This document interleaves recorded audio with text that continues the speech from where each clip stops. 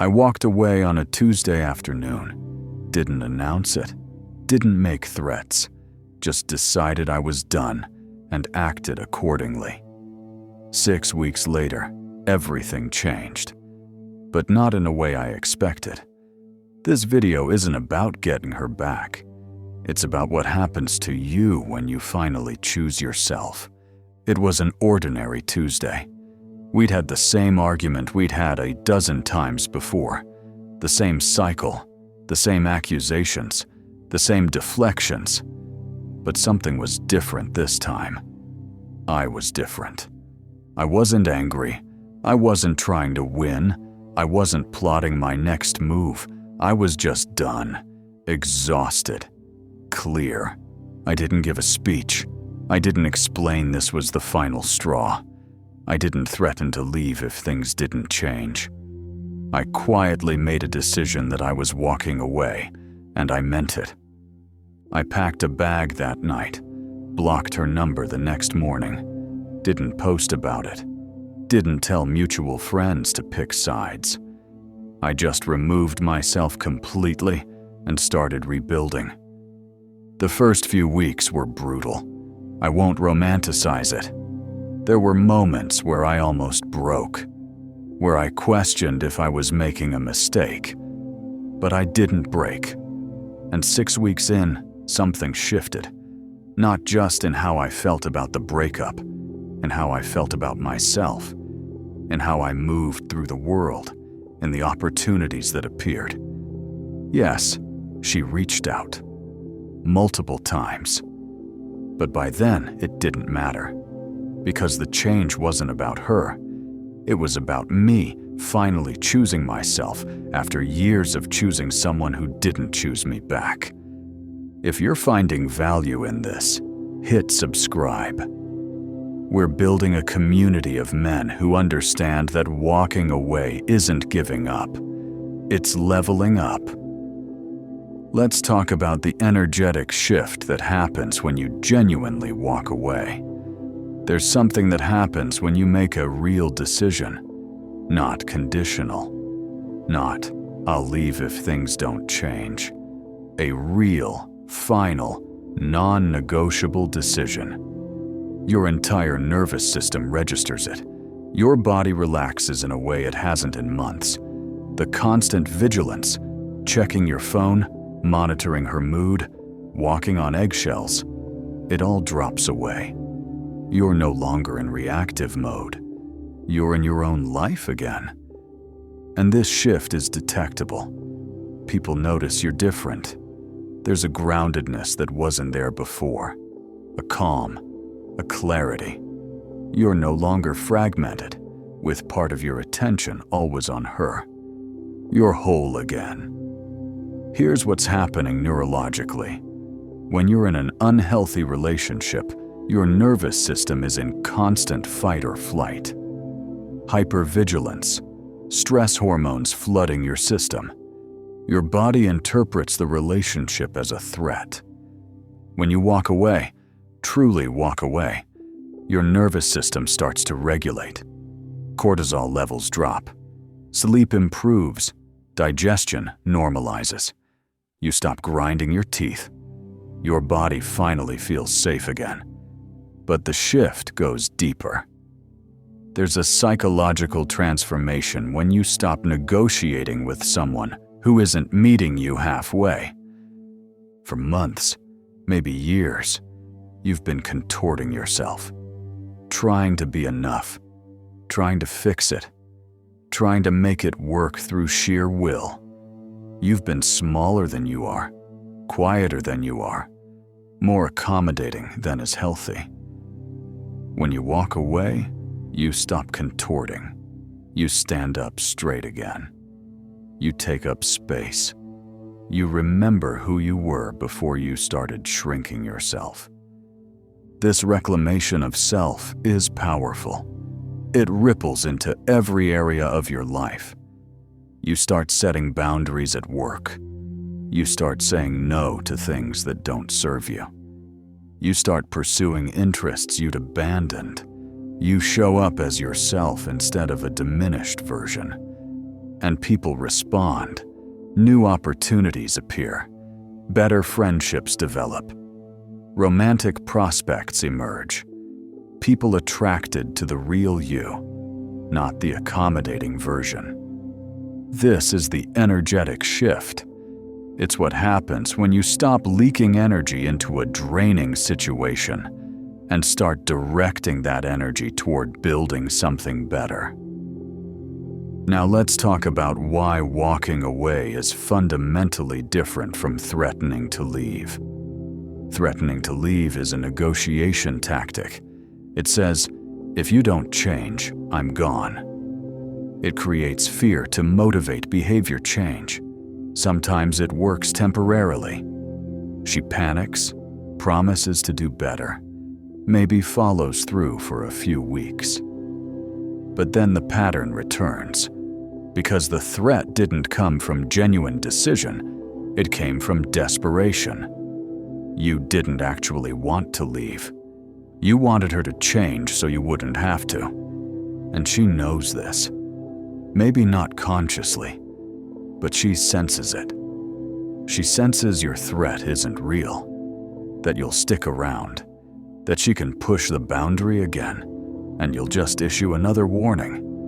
This dynamic exhausts both people. You're constantly issuing ultimatums you don't follow through on, which erodes your self-respect. She's constantly hearing threats that don't materialize, which teaches her your words don't mean anything. Walking away is different. It's not negotiation. It's conclusion. You're not saying, change or I'm leaving. You're saying, through action, not words, I'm leaving because this isn't working, and I'm no longer willing to tolerate it. There's no room for negotiation in genuine walking away. No, if you just apologize, or if you just commit to therapy. It's done. The decision is made. You've crossed a psychological threshold, and this is felt by everyone involved. When you walk away for real, there's a finality that's unmistakable. It's not anger, not drama, just done. Like a door closing. Quiet. Definitive. Complete. This is why walking away has such profound effect. It's not manipulation. It's a genuine boundary that says, I value myself too much to stay in something that doesn't serve me. And that self-value changes everything. It changes how you see yourself, which changes how everyone else sees you. Drop a comment. Have you walked away from something that wasn't serving you? What happened next? Let's talk about what she experiences versus what you experience when you walk away. What she experiences, initially relief. If the relationship has been difficult, your departure might feel like freedom. She can breathe. She doesn't have to deal with conflict, expectations, problems. There might even be validation. He gave up. But this relief is temporary. Usually lasts a few weeks, maybe a month. Then comes disorientation. She realizes you're not coming back. You're not texting, not checking in, not fighting to get her back. The open loop that she could always get your attention is closed now. This creates uncertainty. Maybe you're seeing someone else. Maybe you realized you're better off. These unknowns generate curiosity, which generates reaching out. But her experience is secondary to yours. What happens to her after you leave is her journey. Your job isn't to manage her emotions. Your job is to focus on your transformation. What you experience. First comes grief. Real, heavy grief. Even when you know leaving was right, even when the relationship was toxic, there's loss. Loss of the person you hoped she'd be. Loss of the future you imagined. Let yourself grieve. This isn't weakness. This is processing. Then comes rebuilding. You start remembering who you are outside the relationship. You reconnect with friends you'd neglected. You pursue interests you'd abandoned. You build a life that reflects your values, not someone else's demands. This phase requires effort. You're not passively waiting to feel better. You're actively constructing a better life. Then comes breakthrough. You wake up one day and realize you haven't thought about her in hours, maybe days. The thing that dominated your thoughts is background noise now. You're present in conversations, making plans for your future, excited about things again. The weight is gone. Then comes integration. The experience becomes wisdom. You understand why the relationship didn't work. You see the patterns you were repeating. You recognize the red flags you ignored. You know what you need in a partner and what you won't tolerate. This wisdom makes you different. You don't enter relationships the same way. You don't ignore warning signs. You don't shrink yourself. You show up authentically and walk away from things that don't align. This is the gift of walking away. Not that she might come back. Not that you won. But that you transformed into someone who wouldn't accept that treatment again. If you haven't subscribed, do it now.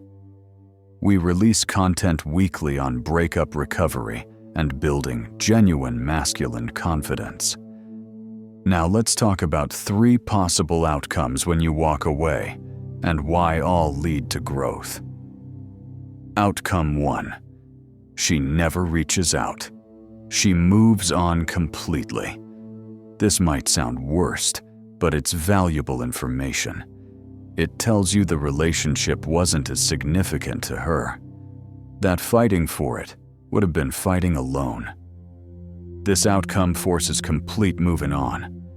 No breadcrumbing, no mixed signals, no false hope, just clean closure. And while it hurts initially, it's the fastest path to genuine healing. You build a life without her. Meet other people. Discover what you thought was irreplaceable was just familiar, and you grow stronger. Outcome 2. She reaches out, but you realize you don't want her back. This surprises most people. You spend weeks hoping she'll reach out. Then she does, and you feel nothing, or repelled by the idea of going back, because you've changed, you've grown, you've remembered who you are, and the person you've become doesn't fit with who she is. The incompatibility you tried to ignore is now crystal clear. This outcome proves you didn't need her to validate your decision. You've genuinely moved on, and her return is too late because you're already somewhere better. Outcome 3. She reaches out. Things have genuinely changed, and there's potential for something healthier. This is rarest, but does happen. Sometimes walking away creates space for both people to grow. Sometimes absence makes both realize what they lost. But even here, you approach differently. You're not desperate, not compromising boundaries. You're evaluating whether this person aligns with the life you're building. You ask hard questions. Has she done the work? Have you? Are you both capable of something different? Or are you responding to nostalgia? And if the answers aren't right, you walk away again. Because you've learned that walking away is always an option. All 3 outcomes lead to growth, because the growth isn't dependent on what she does. It's dependent on who you become. Let's talk about first steps to walking away with integrity. Step 1. Make the decision privately first. Before you announce anything, sit with yourself and make the real decision, not conditional. Final. Commit internally before communicating externally. Step 2. Communicate clearly and briefly. You don't owe a dissertation. A simple statement. This relationship isn't working for me, and I've decided to walk away. I wish you well. That's it. Step 3. Follow through immediately. Block the number. Delete from social media. Remove yourself from shared spaces. Make it harder to go back than move forward. Step 4. Grieve without reaching out. You'll have moments of weakness, times when you want to text, when you want closure. Feel those feelings. Write them in a journal. Talk to a friend, but don't reach out. Step 5. Build something new. Don't just remove her. Fill that space with something better. New routines, new goals, new relationships, new experiences. Make your life so full that going backward isn't appealing. Walking away changes everything because it's the moment you choose yourself. The moment you say, I deserve better, and I'm willing to walk into the unknown to find it. That courage, that self-respect, changes who you are. And who you are determines everything else. If this resonated, smash that like button. Drop a comment telling me what you're walking away from. Relationship, job, friendship, habit. What are you finally choosing yourself over? Check out the next video where we talk about what happens when you stop trying to win her back. See you there.